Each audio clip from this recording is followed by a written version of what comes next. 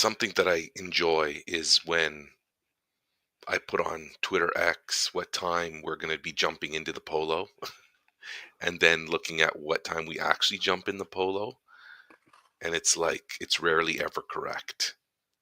It's like, oh, we just need a 15-minute on ramp today. And it's like, nope, that's not what's happening. I do like that. This is season 8, episode 13, number 320 of the Decoded podcast. And I'm going to start, Chris, by telling you that in 20 minutes, I need to wake my son up. So if that means that in 20 minutes, we need to go, that's great. That's it. Or That's it. if you're okay with me stepping out for a minute, that's fine too. But Let's clip it there. I'm okay. imagining my dog did not poop this morning. Oh, so that's coming. So you get your son up. He'll probably go have a poop. I have this sort of like this kind of like this vision, he's waking himself up and my dog's out front having a squat. So I'm there, bro. I'm there. Gotcha. We were talking New Year's resolution and the good things that come from what I consider the BS of the New Year's resolution. I don't wait for I don't wait for a new year. I resolve when I need to. And the other day I resolved in the car at around 7:21 a.m. as I was talking to you. I'm like, I don't do New Year's resolutions. In fact, I'm going to resolve right now to tell you this is what I'm going to do. Yeah, it was like a spit in the eye. It's or a poke in the eye of New Year's resolutions. And the best part is I don't remember the exact No. resolution, but I think I got the gist of it. So Yep. I'm going to stick with the gist of it. And I'm not going to tell you how long I'm going to be working with that resolution because I don't know. So I could wake up in 3 weeks and say I'm done with that one. I'm done with that one. You know, how long does it go? Sometimes we set a schedule, sometimes we don't, right? I guess until I feel like the job's done or until I give up. It's can be one or the other, or other priorities creep into play. That happens. I like talking about what happens. What happens when somebody says January 1st is here. I'm gonna be fitter. I'm gonna go get gym membership, and then I think it's 1 or 2 weeks later. There's a Friday. There's a day for the Friday where people give up on their resolutions. Um, it's not a priority anymore. Something else pops into play. Um, I don't know. I have not done the research. I just heard the other day on the radio that there's a day, and it's been like it's known. The day is known because I don't know. Some scientist did something and figured out after this many days, if you're not committed and serious and you do the things to build the habits to continue to work on something, it's gone. It goes away. That resolution, that drive is gone. Yeah, I get that. So I don't play that. I don't do that. When I resolve to do something, and that's why I don't resolve to do many things, because I know what it takes for me to get to where I want to be, and I still fail. I still will resolve to do something, it doesn't get done. But I'm more on the side of I just won't resolve to do anything because I know that it requires effort, it requires a commitment, and that those things are serious. And I don't want to be the type of person that generally operates by resolving all the time to do things that I never get done. I guess this is a life pet peeve of mine. When I watch people say they're going to do something, and I'm like, no, you're not, because I've been watching your patterns for a little bit now. You don't follow through on a lot of things you say you're going to do. This is something that I get at work. And I've been at work now for 4 months, my new job, and I've already seen the people who constantly say they're going to do something. They don't do it. I laugh to myself when they say, I'll get this to you after this meeting. And I'm like, no, you won't. I'm going to have to bother you. Or I perceive it as a bother because I continually go to you to say, can I have that thing now? work and I have that thing now, there's nothing worse than giving me responsibility that involves me chasing people down to get something done. Because at the end of that, people will be like, man, that guy was really in my face. That's because you gave me a task that involved many people. And in order to get the task done, I needed to be in people's faces in a short amount of time. Because if I say I'm going to do something, I'm going to do it. And if it doesn't get done, I'm going to let you know why it didn't get done. That's just me.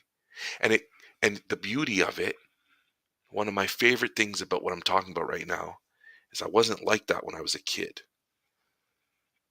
I didn't get shit done. I didn't follow through with stuff. I ran away from things. I ignored things.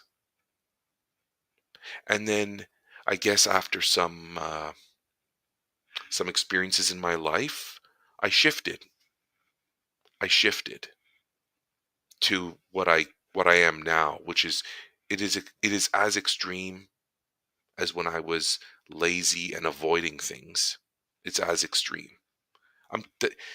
I know exactly why I avoid commitment. It's because when I make one, I do everything I can to keep it. That's why I don't like to use the word friends, because I don't have 8 million friends. Because for me, having a friend means me operating a certain way, and I won't do that with everybody, right? It's why I don't volunteer at work to do 100 things, because I won't get 99 of them done properly. So I just don't do it. It's why in meetings when people are like, oh, can you do this? And then they keep saying that. I'm like, you've given me 7 things to do. I'm not doing anymore. Don't ask. Because I'm going to say no. Then we're going to have a difficult conversation about why I'm just not saying yes to you. And I'm starting to feel way more comfortable in my skin with saying no. You've already given me a bunch of stuff. Let me get this done, and then I'll come back. And I know it doesn't always work that way, but I'm happy to engage in that. I'm happy to say no. I had a great conversation yesterday with a colleague. I'm going to call this colleague like a colleague that's not in my circle of the work that I do, but in the building. And this colleague said to me, in your role, lines get blurred, because I was sitting and working at my workstation, and this person was like, you're really committed. Like when you sit here and you're working, like you're working. I'm like, yeah, I got stuff to do. And then we talked about, but in my position in the building, my position is known as a blurred lines. Like preparation time isn't really preparation time, lunchtime isn't really lunchtime. And I laughed because I think about the conversations you and I have had, and I think about how you helped prepare me for my new job by saying, hey, don't forget you have a lunch. Don't forget you have a prep period. And these are things that you can use for prep and to eat. Don't forget those. Don't don't try not to get sucked up in, I've got 8,000 things to do, so I'm never going to have lunch and I'm never going to use my prep to prep. I'm just going to keep working like a machine.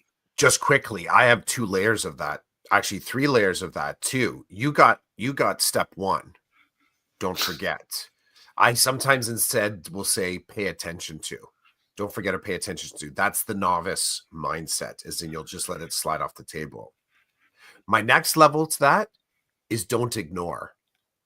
Because you get to a level of mastery, and I see this in teachers or new roles, you get to a level of mastery and you sort of get into this space of trading because you think you're efficient or you become efficient enough. So you say to yourself, well, I just will do this one thing. So you slowly chip away at, let's say, your lunch or your prep, giving it away, right? And then the third layer to this I've said to people is stop. Stop that behavior because it's not helping you. You're so stressed out right now. You're not keeping up with your work. You're considering taking a sick day. So I've seen the 3 steps of teachers move through that.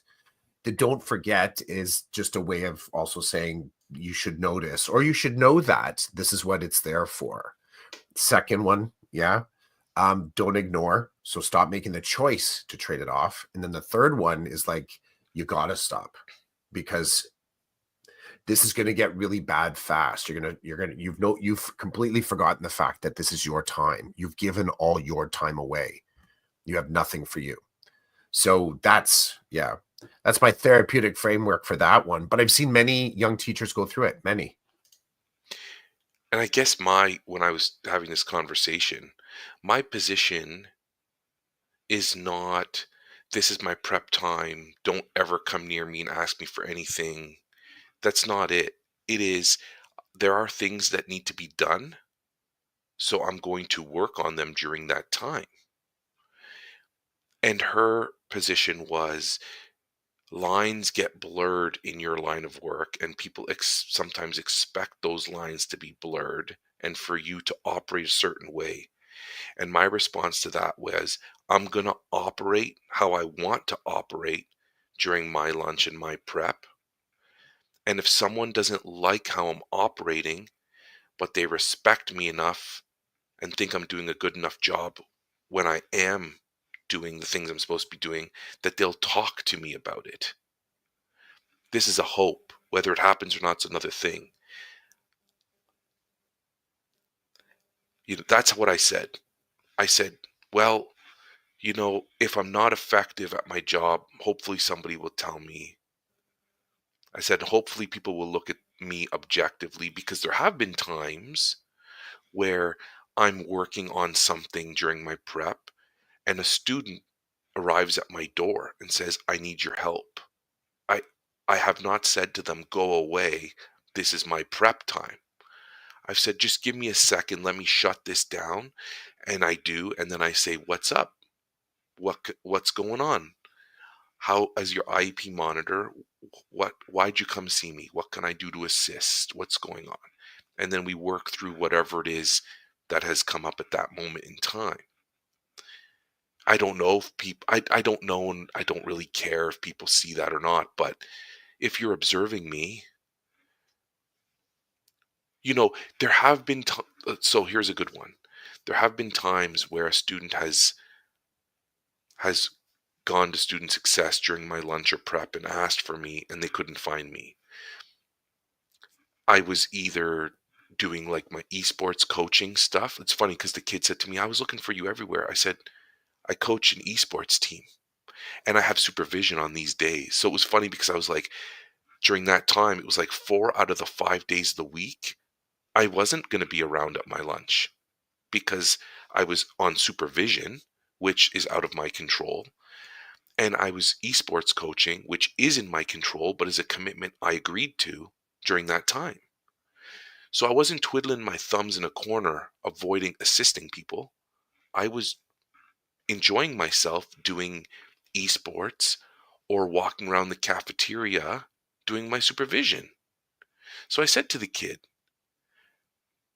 you can look in the cafeteria for me now that you know that that's where my duty is. I'm happy to talk to you as I circulate the cafeteria. That's on you if you don't come to me during that time. Listen to the announcements. When they talk about esports, you'll know where I am, because that's where I'll be with the kids on the team. Like, it was one of those, don't tell, well, they can tell me whatever they want, but it's like, don't tell me I wasn't around. Don't tell me I was hiding. I'm in the building working. I just wasn't available to help you put out your fire. That happens. I'm not going to be in that room all day.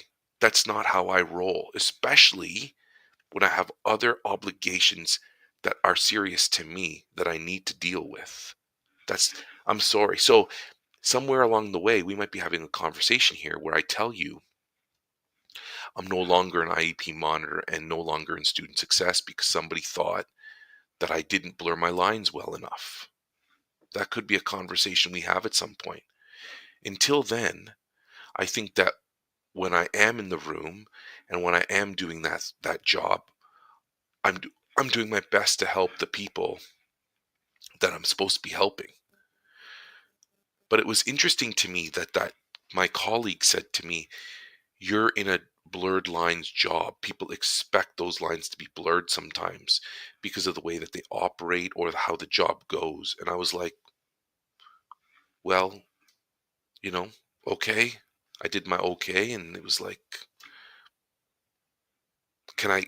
Are we done talking? Because I'm getting back to what it is I'm doing on my computer, which is the course that I'm running that's shutting down in a couple of weeks that I'm responsible for providing final marks and evaluating a test and a culminating task. Those things got to get done. They gave me that job. Therefore, it needs to get done, right? You gave me 5 jobs. I'm not just going to concentrate on 2 of them. I'm going to concentrate on all 5. And I'm going to eat my lunch because I get hungry and I'd like to eat my lunch. And you know what? In this career, I've given away a lot of lunches. And I'm not saying that I'm never going to give them away, but I have. And if someone comes knocking at my door and needs help, I think I'm going to help. And I may not eat at that moment in time. I'll eat later. Or I'll eat when I'm in student success helping kids in there. But I'm going to eat. So this was just, it was very interesting to me to hear this as a veteran teacher, as a new teacher in a building, again, looking at the politics and the power play and who's kind of in charge of me and what they expect. And then me being naive and thinking, well, hopefully we'll have a conversation. And then the colleague said to me, you know, they people might not want to ask you. People might not want to ask you questions about this because they might not want to hear the answer that you have for them. And I'm like, fair enough. I'm not walking around saying, everybody, am I doing a good job? Am I doing a good job? Am I doing a good job? It's not because I'm scared of the answer. I don't have time for that nonsense.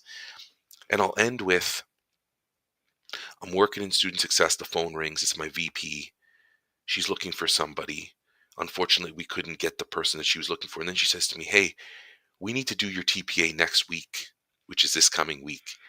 And I was like, what? She's like, pick a day. I'm going to come and observe. I was like, oh. I'm like, are we not going to talk first? She's like, I've been observing you the whole time. I've read all your IEPs. That's your lesson plan. I've seen you do this. That's such and such. I've seen you do this. That's such and such. She's like, I've seen you do all the things that teachers do. And then I said, well, I guess if you saw something you didn't like, you would have spoken to me about it, right? It was silence. Now, I don't take that silence in a negative way. I'm just like, I don't think she expected me to say to her, yeah, I guess if I was doing a shitty job, you would have talked to me about it by now. So I'm assuming 4 months in, you haven't seen me do a shitty job because you would have talked to me about it. You would actually, she did talk to me about something she saw in my IEPs that was like it was a great conversation. It was like, oh, I noticed this. Next time, could you please operate this way? And I'm like, 2 thumbs up. Yeah, for sure. And I've been a nuisance ever since she told me that. Because now I see it and I'm like, oh, I can't, I gotta go talk to this person about this. They're like, why are you talking to me about this? Because I learned from my vice principal that this is not appropriate anymore. So I cannot do A, B, C, and D Yeah. until you do your thing first. Then they're Yeah. like, F this. I'm like, hey, I learned it now. I gotta operate that way. Doing the job by the book sometimes gets you into big trouble, as Jocko has said. I like sometimes it gets you into bigger conversations. And sometimes those conversations can be trouble, sure. But I think the awareness is more useful sometimes. No, or sorry, the counterweight is the experience of being in those conversations is what becomes really, really useful. I'll go back to, where we were in the on-ramp, me talking about grabbing the closing door and the opportunity that we all just stare at with sometimes fear, amazement, and just like it's hypnotic. You get up on we'll use the school if the school as an example. You get up to you got your stuff in your arms, you're mapping out your day, you're sort of thinking about getting into the school, you got your coffee in your hand, you're kind of already you're not even present. You're not even present because you're already 20 minutes into your day, right? And trying to get out of your car, out of the parking lot, out of your car, into the school. You get up to the door. Someone is like 10 steps ahead of you. They go in, they open the door, they go in. It's not enough time really to expect them to stay and hold the door for you. So they just go in. There isn't the assistance button to bump it to open for yourself. So you're gonna have to get through that door by grabbing the handle. But as you get up to the door, there's like 10 inches left on the door on the closing uh uh um what do we want to call that? It's not the like the arc, right? So the door generally opens up 90 degrees. So you're walking up and you're getting a little closer. It's down to like, 60 degrees, 45 degrees. It gets down to about like in that 15-degree stage where it's just about to settle into the door frame. And you sit there watching the last 15 degrees and you say to yourself at the beginning of the 15 degrees, I'm going to put my hand in there, I'm going to grab it, I'm going to keep on moving. And you don't, or you do. But being the person that follows the book and keeps these conversations alive is like that last 15-degree moment. Because that's that singularity of a second where you actually do notice that there's 15 degrees, say to yourself, this is safe, get your hand up in front of you, get it into the door, grab the door, swing the door open. It feels glorious. It feels absolutely glorious because it feels like you beat the odds somehow, when in fact, all you did was just measure the moment appropriately. There was more than enough time for you to get your hand in the door to grab the door. And that sort of 15 degrees of danger feeling, I think, is something that plays out in this conversation that you're talking about right now, that people will be averse to kind of stepping into it when it actually is a pretty safe conversation because it is the common understanding. Like, have you been watching the What If stuff on Disney, the What If cartoons? No. So it's an animated series. It's in its third iteration. And the What If series takes the storylines from the Marvel universe and kind of goes, okay, here is a moment where this thing happened. What if this other thing happened instead? And then it chases that storyline a little bit. So, for example, one of the storylines or plot points that they do, like if Captain Carter became Captain America, like actually did the super soldier serum instead of Steve Rogers. And then kind of it does a storyline based on that. And what they've used that as the practice ground also, because stuff that has happened in there has been kind of teasers or plugs for other projects that they're doing. So they use it as a seed point to kind of like expand the multiverse idea in the MCU. And there's just that as a fact. That's the way the What If works. But throughout it, the narrator is called the Watcher. So there's this character, Jeffrey Bridges. Jeffrey Bridges? No. Jeffrey Bridges? I think it's Jeffrey Bridges. Anyways. Jeff Bridges? What? Jeff Bridges? It's not Jeff Bridges. Okay. It's not Jeff Bridges like the old country folk dude. Jeffrey, the actor, and if you heard the voice, you'd be able to put it to his face. I just forget his name. He was in Westworld.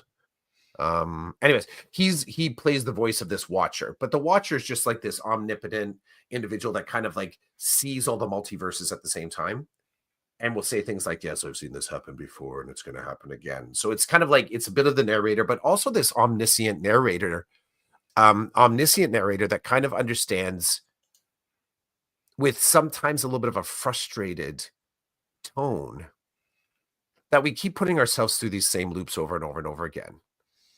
And, in the episode, sometimes they'll say, yes, in another universe, this person became Captain America. But in this universe, this is what happened. The multiverse of possibilities as you're sticking your hand up in front of that door and trying to grab the door to step through opens up a whole other universe of possibilities. You become capable in a way that you hadn't really considered prior to that. And this is a super, super simple example, but sometimes that's the elegance of this. The exact thing that's being presented in front of you, this complicated conversation about following the rules, enables you in a way as you move forward. It actually, that 15 degrees of that arc of closing is more ideally called opportunity. And you get your hand in there and you just keep on moving, or you step into that conversation and you say, yeah, but, and you do it like you said. The stunner this week for me in our polos was you talking about, and I'll say for right now, our work actually as a grand experiment. There's things that are happening in our work. There are things happening in our work that really are more experimental than we give credit for. I saw your thing. Let's get out of here. I can hear my dog running around upstairs. Oh, right on. Yeah. Okay, the experiment. The experiment, 2025. The experiment. I don't even like giving a number. I guess it started in 2025. The Don't know when it'll conversation did, end, at but least. The door the that door. we decided to walk through was 2025. Gotcha. We grabbed it. We We walked grabbed through. it and walked through. Yeah. Thanks for your time this morning, You too, brother. and we'll talk to you again sooner rather than later. I'm betting on it. I'm depending on it. I'm being honest with you. I'm being honest with you. Peace, Okay. man. Same. Season 8, Episode 13, 320 of Decoded Podcast in the books. Peace. Peace, man.